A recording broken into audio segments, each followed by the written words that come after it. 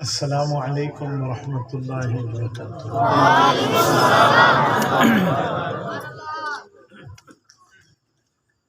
الحمد للہ وحدہ والصلاة والسلام علی من لا نبی بعدہ، اما بعد فاعوذ باللہ من الشیطان الرجیم، بسم اللہ الرحمن الرحیم۔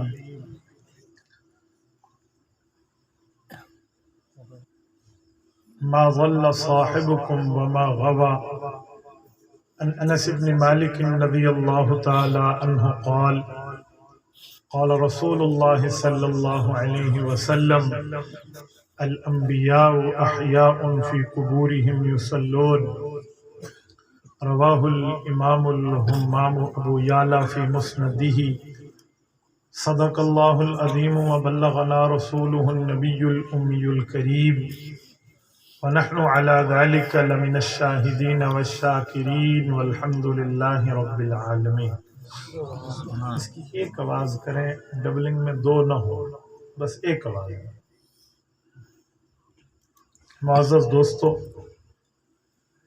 آج 28 ستمبر 2022 روز بدھ ہے، اور رب کریم کا کرم ہے سن 1444 ہجری کا ربیع الاول اپنی آب و تاب سے شروع ہے، اور یہاں ہم سالانہ مقصد محفل میلاد مصطفیٰ صلی اللہ علیہ وسلم کانفرنس میں بھائی اللہ بچایا، مولانا فضل الرحمان، باقی جتنے احبا اور ہمارے داعیین ہیں، ان کی دعوت پر میں موجود ہوں۔ آج سے تقریباً 3 ماہ کے لگ بھگ قبل ہم نے یہ تاریخ طے کی تھی، اور اس کے مطابق میں آپ کے سامنے رسالت مآب علیہ الصلوۃ والسلام کے دنیا میں تشریف لانے کے ذکر کو پیش کرنے لگا ہوں۔ میرے دوستو، یہ بات دنیا میں طے ہے کہ اللہ تعالی نے دنیا 2 وجہ سے بنائی ہے۔ نمبر 1 عبادت خدا، نمبر 2 آمد مصطفیٰ۔ یہ دونوں وجوہات مل کر اللہ رب العزت کے سامنے کائنات معرض وجود میں آئی۔ عبادت خدا قرآن کریم میں ہے، آمد مصطفیٰ حدیث پاک میں۔ ان دونوں کی وجہ سے کائنات کو وجود ملا ہے۔ 27واں پارہ اٹھائیے تو رب کریم فرماتے ہیں وَمَا خَلَقْتُ الْجِنَّ وَالْإِنسَ إِلَّا لِيَعْبُدُونَ۔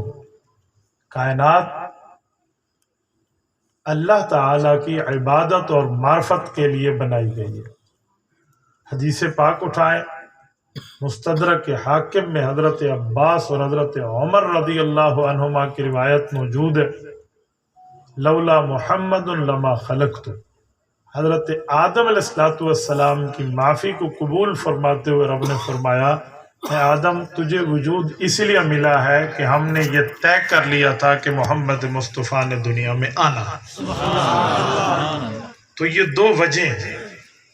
اب مسئلہ یہ ہے کہ کچھ لوگوں نے اس پر اتنی کنفیوژن، خدشات، سوالات، اشکالات شروع کر دیے ہیں کہ اس کا جواب دیے بغیر بات آگے بڑھانا مناسب نہیں۔ وہ بات یہ ہے، قرآن کریم کی آیت اٹھا کر حدیث پاک کا انکار کریں گے، بھئی اصل وجہ تو عبادت خدا ہے، قرآن میں ہے، اس لیے ہم حدیث نہیں مانتے۔ حالانکہ ایسی بات نہیں ہے۔ قرآن کریم رسالت مآب علیہ السلام پہ اترا ہے، تو اس قرآن کریم کی تشریح حضور پاک علیہ السلام نے کر لی۔ تو سوال یہ ہے بھئی حضور پاک کی وجہ سے کائنات پیدا ہوئی ہے یا اللہ کی عبادت کی وجہ سے؟ تو اس کا جواب یہ ہے کہ ہر کام کا ایک سبب ہوتا ہے، ایک وجہ ہوتی ہے۔ سبب اور ہے، وجہ اور ہے۔ میں مثال دینے کے لیے کہتا ہوں، میں یہاں آیا ہوں، کوئی آپ سے پوچھے کہ مولانا یہاں کیوں آئے، آپ جواب اور دیں گے۔ کوئی مجھ سے پوچھے آپ کیوں آئے، میں وجہ اور بتاؤں۔ ہر بندہ کہے گا مولانا تقریر کے لیے آئے، اور میں کہوں گا میں تو بھائی اللہ بچائے کی دعوت پر آیا ہوں۔ کوئی تیسرا بندہ باہر جا کر کہے کہ یہ باتیں تو دو ہو گئی ہیں، مولوی صاحب سے پوچھا تو اس نے کہا اس کی دعوت پر آیا ہوں، اور لوگوں سے پوچھا تو کہتے ہیں بیان کے لیے آیا ہے، تو بھائی اصل مسئلہ کیا ہے؟ تو عقل مند کہے گا کہ دونوں باتیں ٹھیک ہیں، یہاں آنے کا سبب تو ان کی دعوت کا ہے، لیکن یہاں آنے کی وجہ بیان اور تقریر ہے۔ تو میں نے کہا قرآن بھی سچا، حضور پاک علیہ السلام کا فرمان بھی سچا۔ قرآن میں ہے عبادت کے لیے پیدا ہوئے، حدیث میں ہے رسول اللہ کی وجہ سے پیدا ہوئے، تو قرآن بھی ٹھیک ہے، حدیث بھی ٹھیک ہے، کائنات پیدا ہوئی ہے سبب حضور کی ذات ہے، کائنات پیدا ہوئی ہے وجہ اللہ کی عبادت ہے۔ اس کا ہم اعتراض اس طرح ختم کر سکتے ہیں کہ objection باقی نہیں رہے گا۔ تو یہ دونوں باتیں ٹھیک ہیں، سچی ہیں، برحق ہیں۔ دوسری بات، مقصد کیا ہے میلاد مصطفیٰ کا؟ میلاد کا تو معنی ہوتا ہے پیدائش ہونا، برتھ ہونا۔ دنیا میں رسول اللہ کے تشریف لانے کو میلاد کہتے ہیں۔ تو صرف حضور پاک کے آنے کی بات کریں، جس وجہ سے سرور کائنات دنیا میں آئے ہیں اس وجہ اور مقصد کو بلا دیں، تو پھر ہمارے اور کفار میں فرق کیا رہے گا؟ جو مکہ کے بے ایمان کافر حضور پاک علیہ السلام کے دشمن تھے، حضور کی پیدائش تو وہ بھی مانتے تھے۔ ابو جہل نے پیغمبر مصطفیٰ کی میلاد اور پیدائش کا انکار نہیں کیا تھا۔ ابو جہل نے رسالت مآب علیہ السلام کی توجہ رکھنا، رسالت مآب علیہ السلام کی پیدائش کا انکار نہیں کیا۔ ابو جہل نے انکار کیا تھا تو رسول اللہ صلی اللہ علیہ وسلم کے آنے کے مقصد کا انکار کیا تھا۔ میں تبھی کہتا ہوں ایک ابو بکر ہے، ایک ابو جہل ہے۔ ابو بکر کا معاملہ اور ہے، ابو جہل کا معاملہ اور ہے۔ ابو بکر رسول اللہ کی میلاد کو بھی مانتا ہے، رسول اللہ صلی اللہ علیہ وسلم کے مقصد میلاد کو بھی مانتا ہے، لیکن ابو جہل رسول اللہ کے مقصد کا انکار کر دیتا ہے۔ آج یہ کانفرنس کہ مقصد میلاد مصطفیٰ آپ کو اور مجھے یہ بات سمجھا رہی ہے کہ اے لوگو، رسالت مآب علیہ السلام کے دنیا میں آنے کے مقصد کو سمجھو، تمہاری دنیا بھی بہتر بنے گی، تمہاری آخرت بھی۔ سبحان اللہ۔ حضور پاک صلی اللہ علیہ وسلم جب دنیا میں تشریف لائے، آقا انعامدار صلی اللہ علیہ وآلہ وسلم ایسے نہیں آئے۔ یہ بات یاد رکھیں، جس طرح سورج آتا ہے، سورج سے پہلے کچھ شعاعیں سورج کی آمد کا اعلان کرتی ہیں، تو رسالت مآب علیہ السلام کے دنیا سے آنے سے پہلے بھی کچھ ایسے واقعات ہو چکے تھے کہ جس سے یہ بات سمجھ آ رہی تھی کہ رسالت مآب دنیا میں تشریف لانے والے۔ میں آپ کی خدمت میں عرض کیے دیتا ہوں، توجہ رکھنا۔ مثلا رسالت مآب علیہ السلام سے پہلے اس دھرتی پر جب اماں آمینہ کی شادی حضرت عبداللہ رسول اللہ کے والد مکرم سے ہوتی ہے، تو اس میں بھی کئی باتیں ہمیں نظر آتی ہیں۔ مثلا حضور پاک صلی اللہ علیہ وآلہ وسلم کے والد مکرم حضرت عبداللہ ہیں، اور حضرت عبداللہ کی شادی حضرت عبد المطلب رسول اللہ کے دادا جان نے کی ہے۔ کہاں شادی کی، کس جگہ کی، کس بنیاد پہ رشتہ مانگا، اور اس رشتے کے احوال کیا ہیں، اس رشتے کی ترتیب کیا ہے؟ اگر ہم ان تمام باتوں کو سامنے رکھیں تو ہمیں رسول اللہ کے آمد اور میلاد کا مقصد سمجھ آئے۔ اب توجہ رکھنا، رسول اللہ کے جو والد کے والد یعنی حضور پاک کے دادا جان، جن کا اصل نام شیبۃ الحمد ہے، شیبۃ الحمد ہے، جن کو عبد المطلب کہتے ہیں، ان کا نام شیبۃ الحمد کیوں پڑا؟ سنیں، حضور پاک کے پردادا حضرت ہاشم کی شادی مدینہ طیبہ میں ہوئی تھی۔ جب وہ جا رہے تھے بیت المقدس کے سفر پہ، تو مدینہ طیبہ میں حضرت ہاشم کی شادی ہوئی ہے فاطمہ بنت عمر بن عائف کے ساتھ۔ یہ رسول اللہ صلی اللہ علیہ وسلم کی پردادی ہیں حضرت فاطمہ بنت عمر بن عائف۔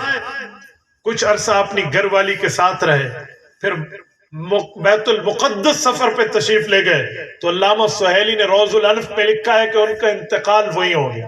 حضور پاک کے پردادا کی قبر آج بھی فلسطین میں ہے، بیت المقدس میں ہے۔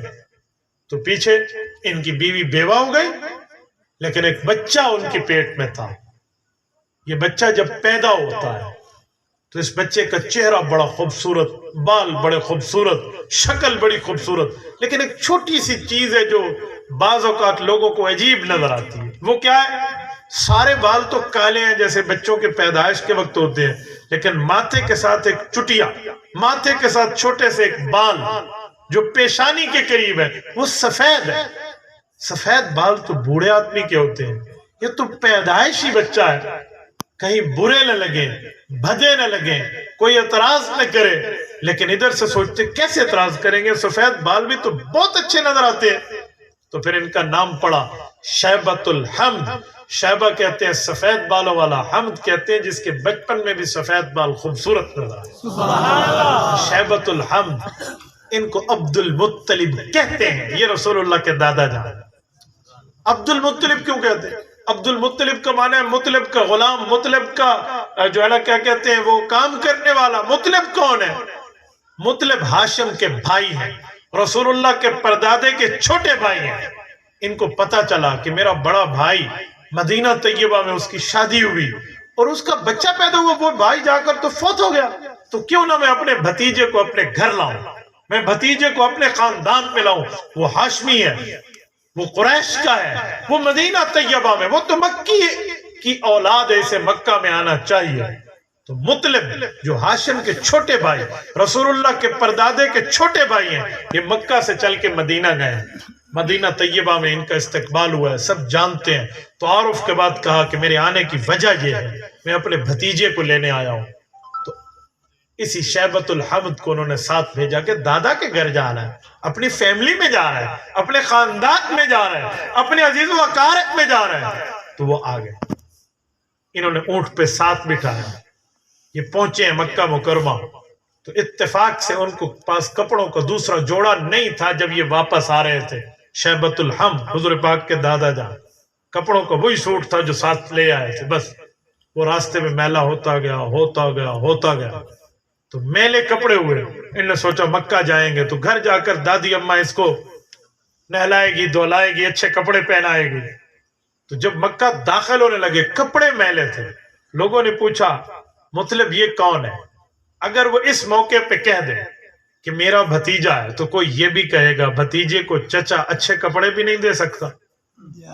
رحیم یار خان کے دوستو، اس وقت چچے اپنے بھتیجوں پر بڑے شفیق ہوتے تھے، بڑے نرم. آج کل کا زمانہ نہیں تھا کہ چاچا بھتیجے کو دیکھ ہی نہیں سکے، یہ زمانہ نہیں تھا کہ چچا بھتیجے کی عزت دیکھ ہی نہ سکے. اس زمانے میں بھتیجے کی بڑی عزت قدر و منزلت ہوتی تھی. تو انہوں نے کہا میرے بھتیجے ہیں، یہ نہ کہا بلکہ اس کی جگہ کہا ہاذا عبدی، یہ میرا غلام ہے، میرے گھر میں کام کرتا ہے، میرا چھوٹا ہے، میرے محتاط ہے. عبد کے سارے معنی ہوتے ہیں، اسے کذب پہ معمول نہیں کر سکتے. تو کہا یہ تو میرا عبد ہے، غلام ہے. تو لقب پڑ گیا عبد المطلب، مطلب کا غلام. نام اصل میں شیبۃ الحمد.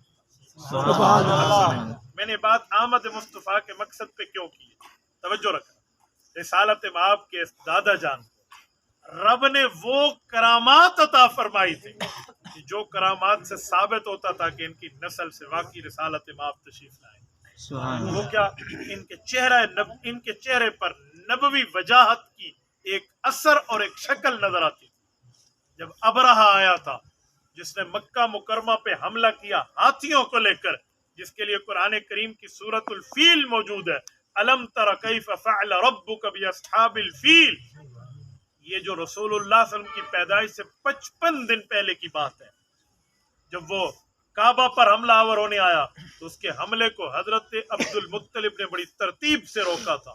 ترتیب کیا تھی کہ حضرت عبد المطلب نے کعبے والے کے حوالے کر دیا، لیکن ایک بات کی تھی جو اس کی آنکھوں میں آنکھیں ڈال کے کہہ آئے تھے.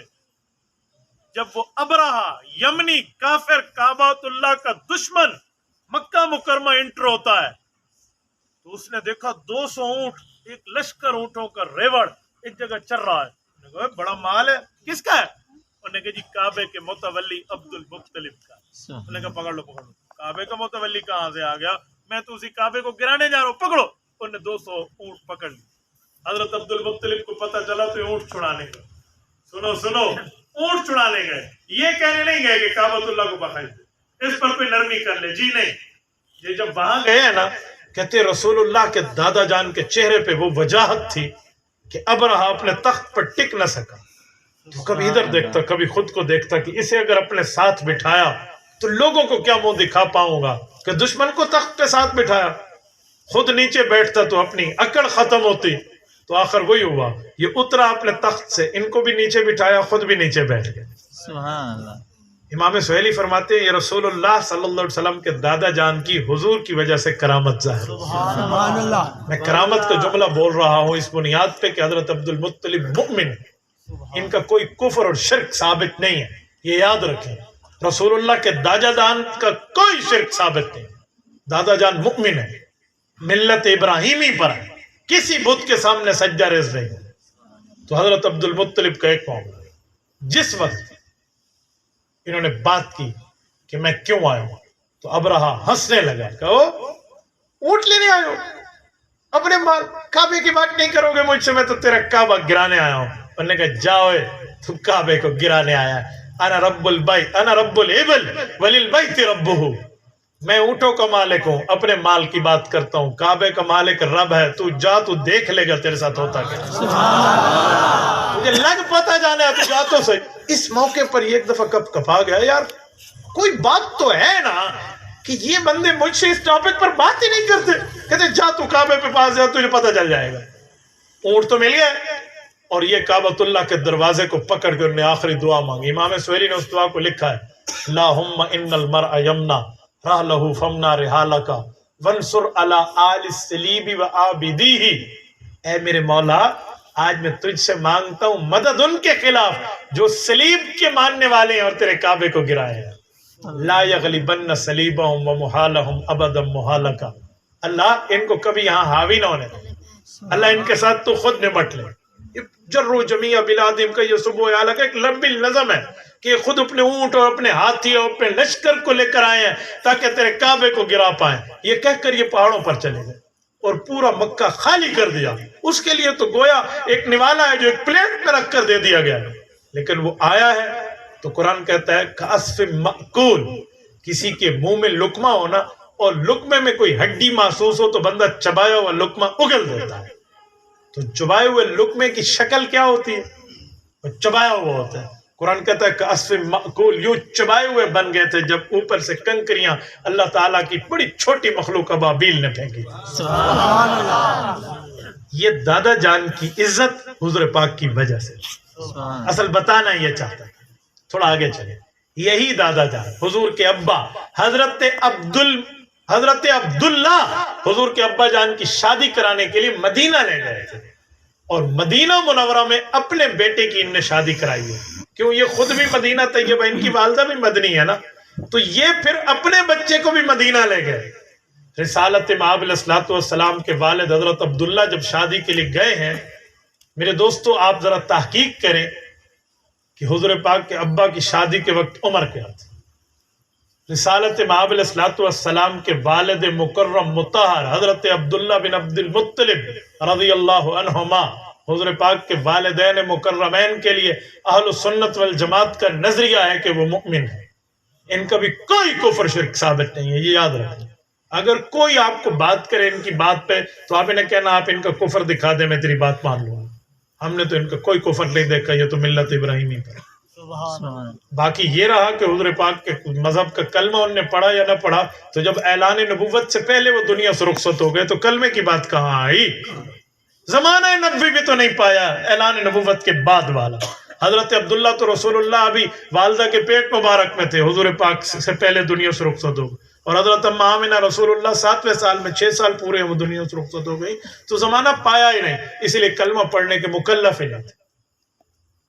توجہ، حضرت عبداللہ کو ساتھ لے کر گئے ہیں نا، راستے میں ایک مقام ہے جس کو عصفان کہتے ہیں، غالباً اس کا یا اس سے اگلی بستی میں ایک خاتون راہبہ رہا کرتی تھی جو تورات انجیل کی عالمہ تھی، پرانی کتابیں، بالا خانہ اس کا تھا۔ اس زمانے میں بالا خانہ بڑی بات ہوتی تھی۔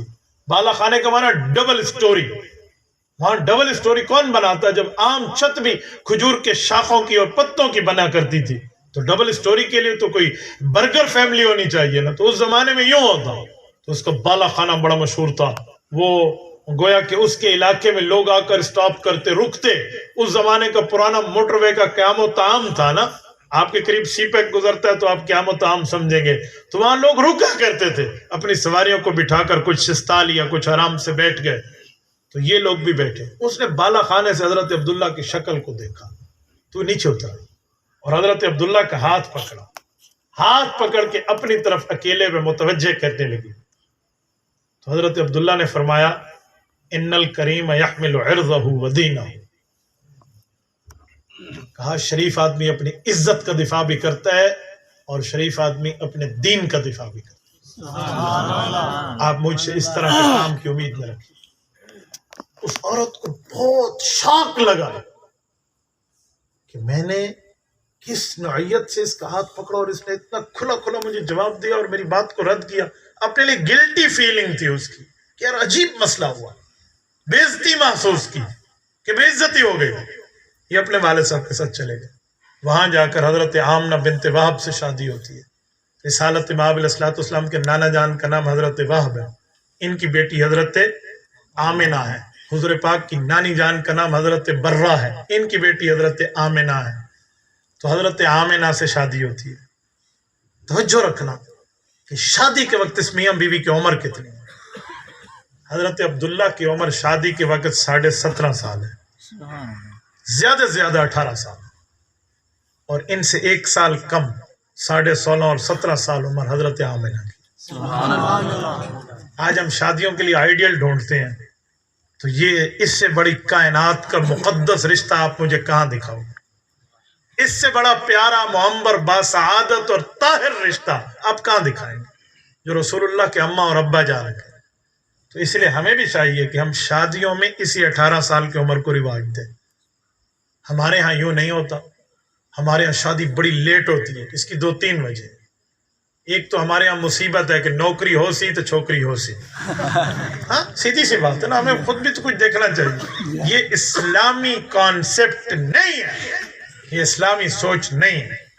حدیث پاک میں تو ہے کہ بیوی اپنا رزق لے کر خود آئے گی اور آپ اس کے رزق کا پہلے انتظام کر لیں, بھی نوکری ہو سی تو چھوکری ہو سی. ناراض نہ ہونا, میں نے بڑے بڑے نوکری والوں کی بیویوں کو طلاق ہوتے دیکھی ہے اور اپنے ہاتھ سے فتویٰ لکھا ہے جب ہمارے پاس مسئلہ آیا ہے. یہ میں اپنی بات کرتا ہوں, باقی علماء کی کارگزاری آپ خود پوچھ لیں. کون کہتا ہے نوکری ہوگی تو رشتہ چل پائے گا؟ بھائی اخلاق اور دین ٹھیک ہوگا تو رشتہ چل پائے گا. سبحان اللہ. عام طور پہ اس طرح نہیں چل پائے گا. تو اسی لیے معاملات میں اخلاق ٹھیک کریں. باقی جہاں گھر میں 2 روٹیاں پکتی ہیں وہاں 3 بھی پک سکتی ہیں, پرابلم نہیں ہے اس پر. آپ کہیں گے کل اولاد ہوگی تو کھائیں گے کہاں سے؟ 16ویں پارے کا دوسرا آخری صفحہ میں جواب دیتے ہیں نحن نرزقہم وإیاکم. اللہ بچوں کے منہ سے والدین کو رزق دیتا ہے, تو تم کہتے ہو بچوں کو کہاں سے ملے گا؟ جی لا تقتلوا اولادکم خشیۃ املاق. اور آپ نے فرمایا اپنے بچوں کو اس لیے مار رہے ہو کہ کھلائیں گے کہاں سے؟ نحن نرزقہم وإیاکم. ہم ضمیر پہلے ہے جو بچوں کی طرف راجع ہے, کم بات میں جو بڑوں کی طرف ہے. کہا ان کے سبب تمہیں رزق ملتا ہے, جس کو حدیث پاک میں کہا گیا ترزق بضعفائکم. تم اپنے ان ضعیف گھر کے چھوٹے بچے, اولاد, یا گھر میں بوڑھے, یا وہ بچیاں جو نہیں کما سکتی, ان کی وجہ سے ان کو رزق ملتا ہے جو کما رہے ہیں. اس عمر میں شادی کو رواج دینا چاہیے. تو رسالت مآب علیہ السلام کے ابا اور اماں جان کی یہ عمر ہے, اس عمر میں شادی ہے. جب شادی ہو گئی, کچھ دن اپنے اہل و عیال میں گزارے حضرت عبداللہ نے, اور واپس مکہ مکرمہ تشریف لائے ابا جان کے ساتھ کہ کچھ عرصہ رہ کے پھر اپنی اہلیہ کو بلاؤں گا جو مکہ مکرمہ آئیں گے. اوکے, جب یہ چلے ہیں واپسی پر, اسی جگہ رکے, اسی قیام و طعام پہ جس جگہ پہلے رکے تھے, اور اتفاق سے اس خاتون نے پھر حضرت عبداللہ کو دیکھ لیا. وہ ایک بار پھر اتری اور یہ تھوڑے سے پیچھے ہونے لگے کہ مصیبت وال گل پوندی پئی ہے. دوسرے لفظوں میں تو یہی ہے کہ مصیبت پھر گلے فٹ ہو رہی ہے. پیچھے ہٹے تو اس خاتون نے ہاتھ سے اشارہ کیا, کہا جی نہیں, اب مجھ سے فکر گزرتی ہے, میں آپ سے ایک بات کرنے آئی ہوں. جی کیا؟ کہ میں تورات انجیل کی عالم ہوں, مجھے کوئی شہوت اور ہوس نہیں تھی, بس ایک وجہ تھی, میں نے ان کتابوں میں پڑھا ہے کہ جو آخری نبی آئیں گے ان کے والد مکرم کا حلیہ کیا ہو، جس کو اردو میں حلیہ کہتے ہیں، شکل و شباہت وہ آپ کے چہرے پر تھی۔ میں چاہتی تھی کہ نور محمدی کی حاملہ میں بن جاؤں، لیکن عبداللہ اب آپ کے چہرے سے وہ نور محمدی کہیں اور منتقل ہو چکا ہے۔ میری کتابوں کا علم مجھے یہ بتاتا۔ میرے دوستو، رسالت مآب علیہ السلام کے آنے سے پہلے یہ معاملات موجود ہیں، یہ آپ کو کہیں اور کہاں نظر آئیں گے۔ حضرت اماں آمنہ کے لیے امام زرقانی نے مواہب میں لکھا، سنیے، فرمایا، ساری مواہب میں نہیں، مواہب کی شرح الزرقانی میں امام زرقانی نے لکھا ہے، مواہب اللدنیہ کی شرح وہ تو امام قسطلانی کی ہے۔ حضرت زرقانی رحمہ اللہ ایک بڑا اپنی سند کے ساتھ ایک عجیب واقعہ لکھتے ہیں جس سے رسالت مآب علیہ السلام کی عظمت واضح ہوتی ہے۔ فرمایا جب حضرت عبداللہ دنیا سے رخصت ہو گئے، رسول اللہ کے ابا جان، اور حضرت اماں آمنہ گویا کہ اس وقت خاوند کے غم میں ہیں اور کسی محفل میں بیٹھی ہوں، اپنے گھر میں دو چار عورتیں آ جائیں تو وہ کہیں کہ آمنہ تم سے خوشبو آ رہی ہے، حالانکہ عدت میں خاتون کو تو خوشبو اتنی استعمال کرنے کا کیا مطلب؟ تو انہوں نے کہا جی یہ خوشبو لگانے والی نہیں ہے، جب سے یہ مبارک بچہ میرے پیٹ میں آیا ہے میرا جسم خوشبودار ہو گیا۔ یہ آمد مصطفیٰ میں رسالت مآب علیہ السلام کی اس رتبے کو بھی سامنے رکھی۔ اور میرے دوستوں، یہ جو عام طور پہ بچوں کو ماں پیٹ میں اٹھاتی ہے تو تکلیف محسوس کرتی ہے، جیسے قرآن نے بھی تکلیف اور کرہن کے لفظ سے بیان کیا۔ کیا اماں آمنہ کے متعلق ایسا تھا؟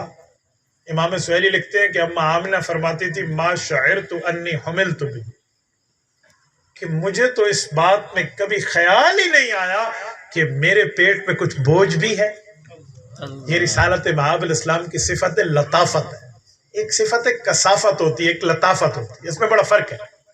ایک چیز کثیف ہے، ایک لطیف ہے، عربی کے لفظ ہے، میں اردو میں آپ کو سمجھانے کی کوشش کرتا ہوں۔ چیز ہو اور اس کا وزن ہو، اسے کہتے ہیں کثیف۔ چیز ہو وزن میں نہ آئے، اسے کہتے ہیں لطیف۔ آپ کے ذہن میں سوال اٹھے گا کہ مولانا ایسی بھی کوئی چیز ہے جو ہو بھی اور وزن بھی نہ ہو؟ کیا کوئی چھوٹی سی چیز ہوگی؟ میں کہتا ہوں نہیں، بڑی سی چیزیں بھی ہیں جس کا وزن نہیں ہے۔ آپ کہیں گے وزن نہیں ہے تو بڑی کیسے؟ میں مثال دیتا ہوں۔ اس موبائل میں ایک سم لگی ہوئی ہے جو آپ کے موبائل میں بھی ہے۔ میں آپ سے پوچھنے لگا ہوں اس سم کا بھی کوئی وزن تو ہوتا ہے نا، چاہے جتنا بھی ہو۔ آپ اس سم کا وزن رکھیں، ترازو میں تولیں، اس کے بعد اس سم میں آپ ایک کیا 10,000 روپے کا بیلنس ڈال دیں، ٹھیک ہے، امیجز سے بھر دیں اس کو، سب کچھ وہاں رکھ کے معاملات میں بیلنس کے بعد اس سم کو تولیں۔ یہ اس طرح میموری کارڈ ہے آپ کے پاس، ڈیلیٹ کریں، سارا خالی کریں، اس کا وزن دیکھیں، اس میں امیجز رکھیں، آڈیوز رکھیں، ویڈیوز رکھیں، اس میں ڈیٹا رکھیں، اس کے بعد اس کارڈ کو تولیں۔ کیا اس سم میں بیلنس آنے سے اور میموری کارڈ میں پورا ڈیٹا آ جانے سے اس کا وزن بڑھ جائے گا؟ نہیں۔ مثلا اس میں 1,000 ہو تو وزن اتنا ہے اور 10,000 روپے ہو تو وزن اتنا ہو جائے گا؟ بولیے نہیں۔ کیوں؟ چیز ہے، وزن نہیں ہے۔ یہ جدید سائنس نے ہمیں لطافت کی ایک مثال دی ہے۔ یہ دنیا والے کر سکتے ہیں، رب تو دنیا کا رب ہے جو اس کائنات کا خالق و مالک ہے۔ وہ رسالت مآب علیہ السلام میں لطافت کثافت کے اندر کیسے نہیں رکھ سکتا؟ اور پتہ ہے کیسے ہوئی؟ اب توجہ دیتا ہوں۔ حضرت ابوبکر صدیق رضی اللہ عنہ نے رسالت مآب علیہ السلام کو ہجرت کی رات اپنے کندھوں پر اٹھایا تھا، اور ابوبکر کوئی جسمانی طور پہ پہلوان نہیں تھے کہ دوسرے کو اٹھا لے۔ کانا نحیف الجثہ، ان کے لیے آتے یعنی کہ یہ ہیلدی نہیں تھے بلکہ جسمانی طور پہ کمزور تھے۔ ایمانی طاقت اور ہے اور جسمانی بات کرو، جسمانی طور پہ کمزور ہے۔ اور جس غار ثور پر چڑھ رہے ہیں رب کریم آپ کو مکہ مکرمہ لے جائے، اللہ آپ کی برکت سے ہمیں بھی لے جائے۔ آپ جبل نور پر ذرا چڑھ کے غار ثور کو دیکھنا اور مجھے بتانا کہ غار ثور پہ اکیلا بندہ چڑھ سکتا ہے؟ اگر راستے نہ ہوں جو آج کل راستے بنے، کوئی اکیلا چڑھ کے دکھائے۔ اکیلا چڑھنا مشکل ہے، ابو بکر کی محبت دیکھیں، حضور کو اٹھا کر لے گئے۔ یہاں بھی کثافت اور لطافت کے منظر کو سامنے رکھیں گے تو آپ اس مسئلے کو حل کر پائیں گے، ورنہ یہاں کا جواب دینا کوئی خالہ جی کے گھر کی بات نہیں ہے۔ تو یہ رسالت مآب علیہ السلام میں چیزیں تھیں۔ اسی وجہ سے اما آمنہ کیا فرماتی ہیں؟ ما شعرت انی حملت بھی، مجھے پتہ ہی نہیں ہے میں رسالت مآب علیہ السلام جو میرا بیٹا ہے میں نے اس کو اپنی پیٹ میں اور اپنے جان میں اٹھایا ہوا۔ حضور اقدس صلی اللہ علیہ وسلم کی میرے دوستو یہاں شان غذا ہے آمد سے پہلے۔ اور سنیں، جب حضور دنیا میں تشریف لائے، رسالت مآب علیہ السلام کی پیدائش کے آپ نے کئی واقعات سنے ہوں گے۔ نام نامی کس نے رکھا؟ انہی دادا جان شیبۃ الحمد حضرت عبد المطلب نے رکھا۔ کیا نام رکھا؟ محمد۔ سب کہہ دیں، سارے کہہ دیں صلی اللہ علیہ وسلم۔ اس عقیدے اور نظریے سے کہیں کہ ہمارا عقیدہ اور نظریہ ہے کہ ہم ادھر سے درود پاک پڑھیں گے، حضور کے پاس کون لے جائیں گے؟ بولیے۔ اور حضور پاک کی قبر پہ پڑھیں گے آقا انعامدار۔ آپ کا عقیدہ ہے تو ہاتھ کھڑا کرو گے۔ جزاک اللہ۔ اس لیے میں نے آپ سے ہاتھ کھڑے کرائے، میں نے سمجھا جلسے میں کوئی مہمان اور مسلمان دونوں آئے ہوئے ہیں۔ ٹھیک ہے، کچھ مہمان بھی آتے ہیں، کچھ مسلمان بھی آتے ہیں، تو آپ مسلمان بنے، مہمان اگرچہ نہ بولیں، مسلمان تو بولیں۔ ہمارا تو عقیدہ اور نظریہ ہے تو اس عقیدے کا اظہار کھلا کھلا کرنا چاہیے۔ حضرت رسول اللہ کا نام کیا رکھا؟ حضرت محمد صلی اللہ علیہ وسلم۔ کیوں رکھا؟ کس بنیاد پر رکھا؟ نام کا معنی کیا ہے؟ نام کا تو لفظی معنی ہے الذی اجتمعت فیہ صفات المحمودۃ کلھا، جس میں تمام اچھائیاں جمع ہوں۔ تو یہ نام کیوں رکھا؟ حضرت عبد المطلب کی روایت امام حاکم رحمہ اللہ مستدرک میں لائے، المتوفی 405 ارشاد فرماتے ہیں فقیل یا ابا الحارث لما ولد النبی صلی اللہ علیہ وسلم سماہ عبد المطلب محمد، حضور پاک پیدا ہوئے تو حضرت عبد المطلب نے نام محمد صلی اللہ علیہ وسلم رکھا۔ فقیل یا ابا الحارث ما حملک علی ان تسمی محمد، ساتھیوں نے پوچھا ابو الحارث یعنی عبد المطلب تو نے نام کس بنیاد پہ رکھا؟ مانا تو تعریف والا ہے۔ تو انہوں نے بہت اچھا اس کا مطلب لیا اور وہ کہنے لگے اردت ان یحمدہ اللہ فی السماء ویحمدہ الناس فی الارض، سبحان اللہ۔ کہ میرا ماننا یہ ہے کہ اللہ آسمان میں اور مخلوق زمین میں اس کی تعریفیں کرتی رہے۔ سبحان اللہ۔ یہ کیا چیز ظاہر کروائی ہے رب کریم نے ان مقدس زبانوں سے۔ آپ حضرت عبد المطلب کو پڑھیں، آپ کو ان کو ساتھ حضور کی محبت نظر آئے گی، شرک کہیں نظر نہیں آتا۔ میں نے اس بنیاد پہ کہا کہ میں نے ملت ابراہیمی پر مانتا ہوں۔ یہ رسالت مآب علیہ السلام دنیا میں نام رکھا اور تشریف لائے۔ آگے لمبے اور تفصیلی واقعات ہیں، میں ان کو ٹچ نہیں کرتا، میں صرف ایک جھلکی دیتا ہوں۔ حضرت اماں حلیمہ آئی ہیں، اونٹنی لاغر ہے، لے کر لے گئی ہیں اپنے علاقے میں، پوری آپ نے بات سنی ہے۔ میں نے الحمدللہ رب کریم کا کرم ہے، ایک نہیں کئی بار حضرت اماں حلیمہ سعدیہ رضی اللہ عنہا رسول اللہ کی والدہ بھی ہیں اور دائی بھی ہیں، ان کے اس گھر کی جس میں حضور پاک نے 4 سال اپنے بچپن کے گزارے ہیں، کئی بار الحمدللہ زیارت کی۔ اس سال اگست میں بھی میں حضرت اماں حلیمہ کے گھر میں رب کریم نے کرم فرمایا، ایک تفصیلی اجتماعی دعا کا بھی ہمیں وقت ملا اور ہم نے اس جگہ کی زیارت کیا جہاں رسالت مآب علیہ السلام کو سلا کر فرشتوں نے پہلی بار سینہ مبارک کو کھول کے شق صدر فرمایا۔ وہاں ایک درخت ہوتا تھا، آج کل وہ ہٹ گیا، لیکن وہ جگہ مبارک آج بھی موجود ہے۔ اور میرے دوستو، رسالت مآب علیہ السلام نے جن گھروں میں قیام فرمایا، جس کنویں سے پانی بھر کے نوش فرمایا، اور جہاں رسالت مآب علیہ السلام نے اماں حلیمہ کی بکریوں کا پہرا دیا، ان تمام جگہوں کی زیارت آج بھی بنو ساتھ میں موجود ہے۔ رب کریم آپ کو لے جائے۔ میرے دوستو، آپ مکہ مکرمہ سے کبھی یہاں جانے کا ارادہ ہو نا، آج کل تو ماشاءاللہ عمرہ 90 دن کا ہے، آپ جائیے گھومیے پورے کنگڈم میں۔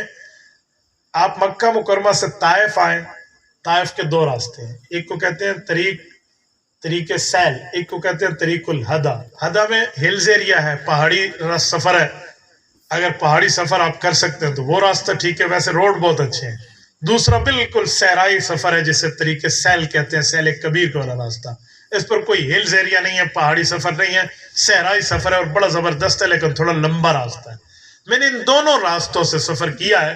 اس میں مزے کی بات میں آپ کو عرض کروں جو ایمانی مزے کی ہے وہ یہ ہے کہ میں ایک مرتبہ پہاڑی راستے سے گیا تھا، واپس آیا تو میں نے پھر آ کر کتابوں کو کھولا کہ جب حضور پاک علیہ السلام طائف تشریف لے گئے تھے تو حضور پاک علیہ السلام کے ساتھ کون تھا، کتنے دنوں کا یہ سفر تھا جو رسالت مآب علیہ السلام نے کیا ہے.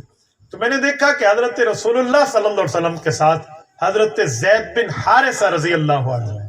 حضرت زید بن حارثہ یہ رسالت مآب علیہ السلام کے ساتھ ہے، اور آپ علیہ السلام کا یہ سفر جو ہے یہ تقریباً 1 ماہ سے زائد کا سفر ہے. بعض روایات میں تو 50 دن کا سفر بھی لکھا ہے. حضور پاک علیہ السلام طائف، حضور طائف کا جو راستہ اختیار کرتے ہیں وہ سیل کبیر والا ہے، وہ ہدا والا نہیں ہے، پہاڑی ایریا نہیں ہے، کیونکہ اس زمانے میں پہاڑی ایریا سے سفر مشکل ہے تو سیل کبیر سے گئے. تو میں نے اگلے دن اپنے دوستوں کو کہا کہ ایک بار طائف پھر جائے گا. کہا جی وہ کیوں؟ میں نے کہا سیل کے راستے سے جائیں گے. رسالت مآب علیہ السلام کا طائف کا سفر بھی سیل کبیر کے راستے سے ہوا. تو میرے دوستوں میں بات کا مطلب یہ تھا کہ وہاں ایک ایمانی کیفیت موجود ہے، رب کریم آپ کو لے جائے. تو یہ رسالت مآب علیہ السلام کی جو پیدائش ہے، ان میں جو کرامات اور رسالت مآب علیہ السلام کے لیے اللہ تعالیٰ کی قدرت اور حضور پاک علیہ السلام کے معجزات اور رتبات یہ جو موجود ہیں، تو یہ کوئی بلا وجہ ہے، یہ بلا مقصد ہے، بس صرف آنا اور صرف آنا اور صرف آنا اور صرف میلاد اور صرف پیدائش تک بات ہے؟ جی نہیں. اصل ہے مقصد میلاد کہ حضور پیدا کیوں ہوئے، دنیا میں تشریف کیوں لائے، کس بنیاد پر رسالت مآب کی آمد ہوئی ہے. اگر ہم اس مقصد کو پہچان جائیں ہماری دنیا بھی بہتر، ہماری آخرت بھی بہتر. مثلا اب سنیں، ایک ابو لہب ہے، ایک ابو بکر ہے، یہ دونوں ہیں. بچپن میں دونوں کا تعلق رسول اللہ سے ہے. ابو بکر رسالت مآب علیہ السلام کے بچپن کے ساتھی ہیں، 2.5 سال کی عمر کا فرق ہے.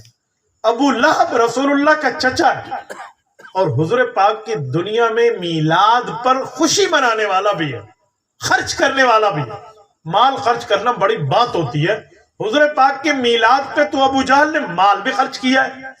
سویبہ نامی باندی ہیں، بعد میں ان کا دودھ پینے کی روایت بھی آتی ہے رسالت مآب اور حضرت حمزہ رضی اللہ تعالی عنہ کے لیے. اس باندی کو ابو لہب اس خوشی میں آزاد کر رہا ہے کہ میرا بھتیجا پیدا ہوا. لیکن کیا بات ہے، ابو لہب مال بھی خرچ کر رہا ہے، اعتقتو کی کہہ کر ایک مقام بھی لے رہا ہے، نام بھی بنا رہا ہے معاشرے میں. پھر وجہ کیا ہے؟ چچا ہونے کے باوجود یہ بندہ رگڑا گیا ہے. قرآن نے بائی نیم ود فیملی اس پر لعنت کی ہے. وامرأتہ حمالۃ الحطب کہہ کے ود فیملی اس کو جہنمی کہا ہے. وجہ کوئی بدصورت بھی نہیں تھا، بڑا خوبصورت. آپ کو پتہ ہے ابو لہب یہ اس کی کنیت ہے، نام اس کا عبد العزا ہے. یہ عبد العزا کو ابو لہب کیوں کہتے تھے؟ ہمارے معاشرے میں کسی کی خوبصورتی بتانی ہو تو چاند سے تشبیہ دیتے ہیں کہ چند ٹکڑا ہے، جیسے ہم کہتے ہیں، یا آپ کہتے ہیں چاندر دا ٹکڑا. تھوڑا سا فرق ہے آپ کی اور ہماری سرائکی میں. تو ہم چاند سے تشبیہ دیتے ہیں. عرب کا قدیم معاشرہ کسی کی حسن کو بیان کرنے کے لیے آگ کے شعلے سے تشبیہ دیتا تھا. ابو لہب یہ تو آگ کے شعلے کی طرح خوبصورت اور چمکتا ہوا ہے، یوں کہتے ہیں. پھر بھی جہنمی بنے، اس کا مال بھی ختم. تبت یدا ابی لہب وتب. کیا وجہ ہے بھائی؟ اس کی وجہ یہ ہے، یہ آمد پہ خوش ہوا تھا، مقصد آمد کو ابو لہب نے ٹھکرا دیا تھا. یہ وہ بے ایمان تھا جب رسالت مآب علیہ السلام نے فاران کی چوٹی پہ کھڑے ہو کے دعوت اللہ، دعوت الدین اور شریعت اسلامیہ کی طرف، اسلام، دین، مذہب، ایمان، احسان، قرآن کی طرف بلانے کا اعلان فرمایا. وَأَنذِرْ عَشِيرَتَكَ الْأَقْرَبِينَ کی آیت پہ عمل کرتے ہوئے حضور پاک نے دعوت ارشاد فرمائی. تو سب سے پہلے جس کا ہاتھ زمین کی طرف گیا اور اس نے پتھر اٹھا کر دے مارا وہ یہی ابو لہب تھا. رحیم یار خان کے غیوروں، مجھے ایک بات بتانا، جب سگا چچا جو مال خرچ کرتا ہے بچپنے میں اپنے بھتیجے پر، وہ چچا جب مارنے پہ تل جائے برسر چوک، غیر چھوڑے گا؟ جب لڑائی ہو کسی کی اور چچا مارنے لگ جائے، غیر چھوڑیں گے؟ تو یہ وہ بے ایمان ہے جس نے یہ حرکت کی ہے. کیوں؟ اس نے کلمہ طیبہ کا جو حضور پاک کی آمد کا مقصد ہے اس کا انکار کر دیا. اور ایک جملہ بولا تب لک یا محمد لہذا جماعت. میری زبان میں تو جرت نہیں ہے میں اس کا ماحق کو ترجمہ کر پاؤں جو اس نے کتنی بڑی بے ایمانی کی. جواب میں رب نے تبت یدا ابی لہب وتب اتارا کہ تیرے ہاتھ ٹوٹ جائیں. بے ایمان تو رسول اللہ کے لیے جملہ کہتے ہیں. کہا ایک نہیں دونوں ٹوٹ جائیں. ما اغنا عنہ مالہ وما کسب, جو کمایا تو نے تجھے کوئی فائدہ نہیں دے. ما اغنا عنہ مالہ سیصلا نارا ذات لہب. پھر انتظار کر, ویٹنگ لسٹ میں ہے تو اس آگ کے لیے ذات لہب. تجھے ابو لہب کہتے ہیں, وہ ذات لہب بلیزنگ فائر, بھڑکتی آگ ہے جو تجھے وہاں ڈالا جائے. اکیلے جی نہیں. وامرأتہ حمالۃ الحطب, ود فیملی, جو ان کے گناہوں میں اس کی بیوی ساتھ ام جمیل شریک ہے وہ بھی. اچھا کہا جی ہاں, انہیں ڈالا جائے گا. اور سنیں حمالۃ الحطب فی جیدہا حبل من مسد, اور خالی ڈالا نہیں جائے گا بلکہ اس عورت کی گردن میں رسی لٹکائی جائے گی, یعنی hanging to the till death, جب تک مرے نہیں اور پھر دوبارہ زندہ, پھر مرے نہیں پھر دوبارہ زندہ, یوں پھانسی دی جائے گی. یہ کب یہ جو ہے نا آخرت کا معاملہ ہوگا. اس طرح اس کے ساتھ کیوں اس نے آمد کا انکار کیا ہے.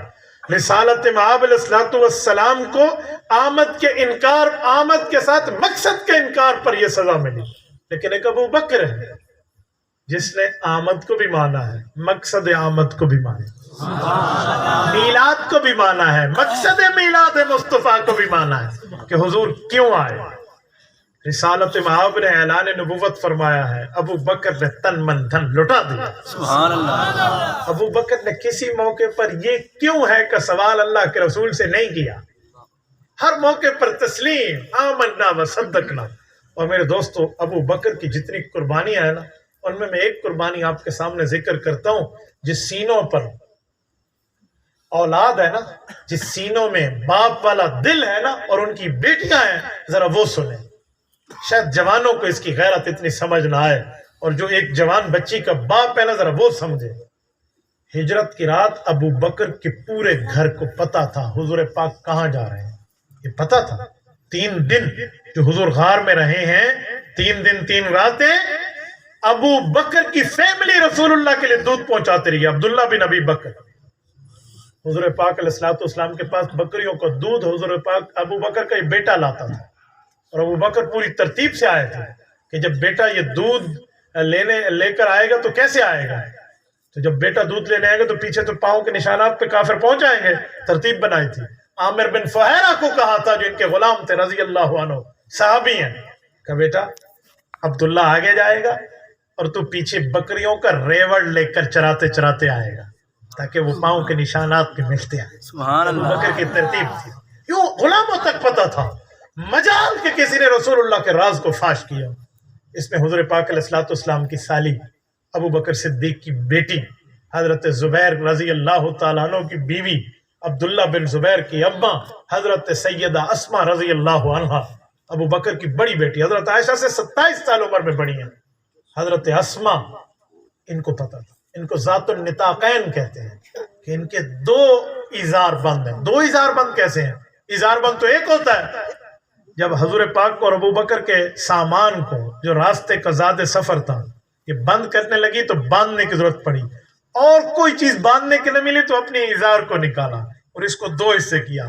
ایک سے عزت محفوظ رکھی, ایک سے حضور پاک کا سامان محفوظ رکھا. ذات النطاقین, وہ ایزار بند والی خاتون, ان کو لقب ملا.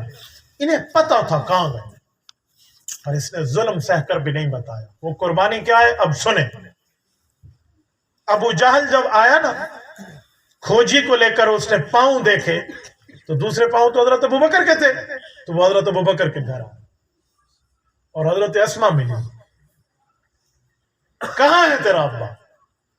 ابو جہل کوئی عام بندہ نہیں تھا, مکہ کا بے ایمان اعظم تھا.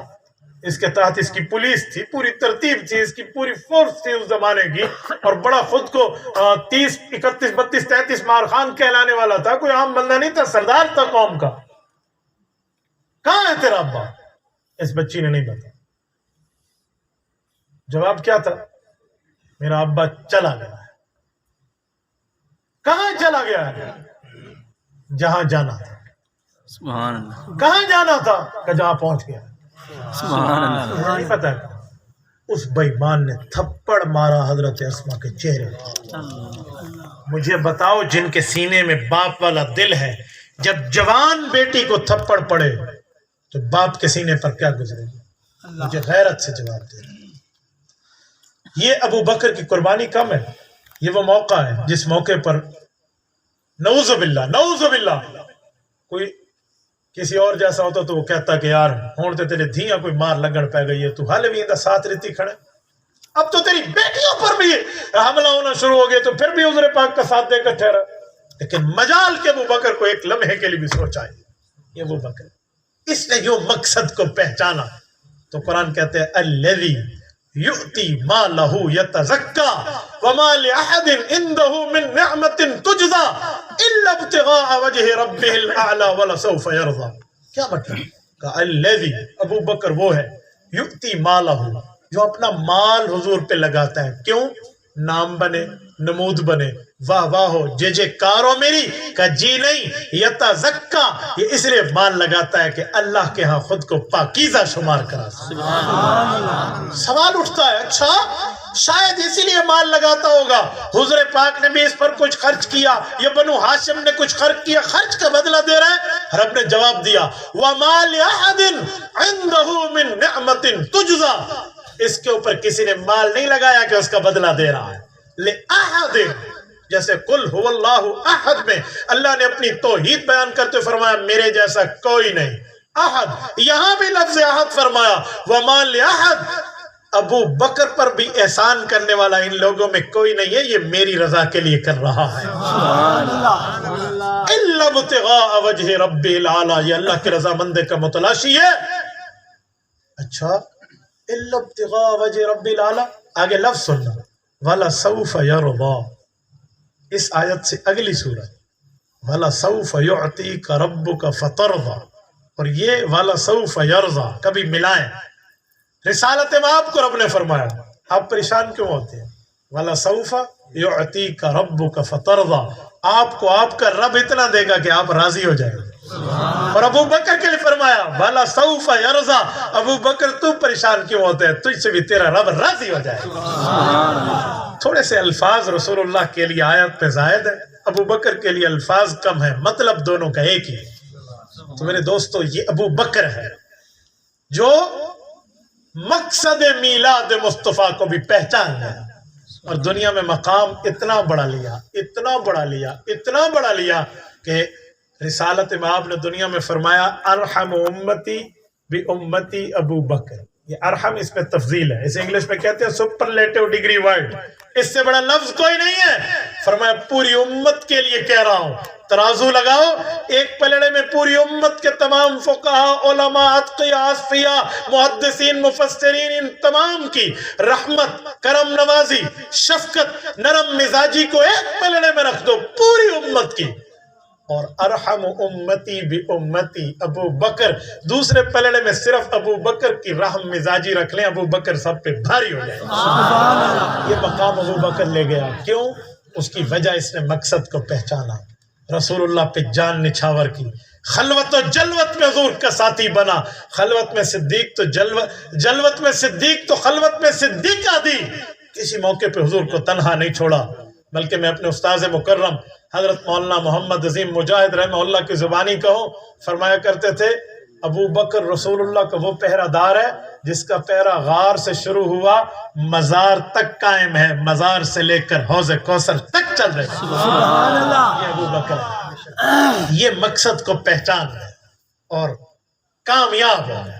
آج ہماری کانفرنس کا بھی عنوان ہے مقصد میلاد مصطفیٰ۔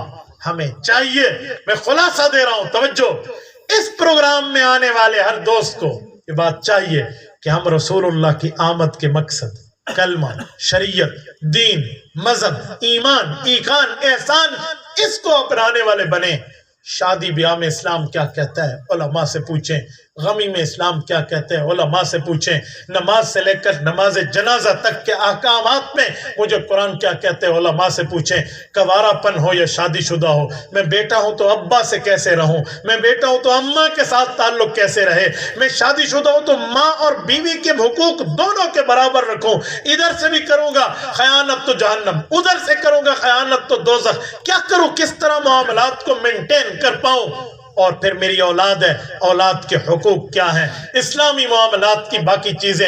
اگر میرے والد دنیا سے رخصت ہوئے، میں میراث اور جائیداد کا وارث ہوں، تو اپنے بھائی بہنوں کے حقوق کیا ہیں، باقی معاملات میں تمدن میں معاملہ کیا ہے، ثقافت و تہذیب میں معاملات کیا ہے، اگر میں کاروبار کر رہا ہوں تو اسلامی احکام کیا ہے، مجھے قرض لینا پڑے تو اسلامی احکام کیا ہے، لوٹانے کی ترتیبیں کیا ہیں، میں دنیا میں ٹھیک چل کے قبر پہ کامیاب ہو جاؤں کیا ترتیب ہے، یہ آپ کو علماء بتائیں گے۔ اسے کہتے ہیں مقصد میلاد مصطفیٰ، جو پیدائش تا وفات، ماں کی گود سے قبر کی گود تک تمہیں رسول اللہ کی تعلیمات سے آراستہ پیراستہ کر دے، یہ رسول اللہ کی آمد کا مقصد ہے۔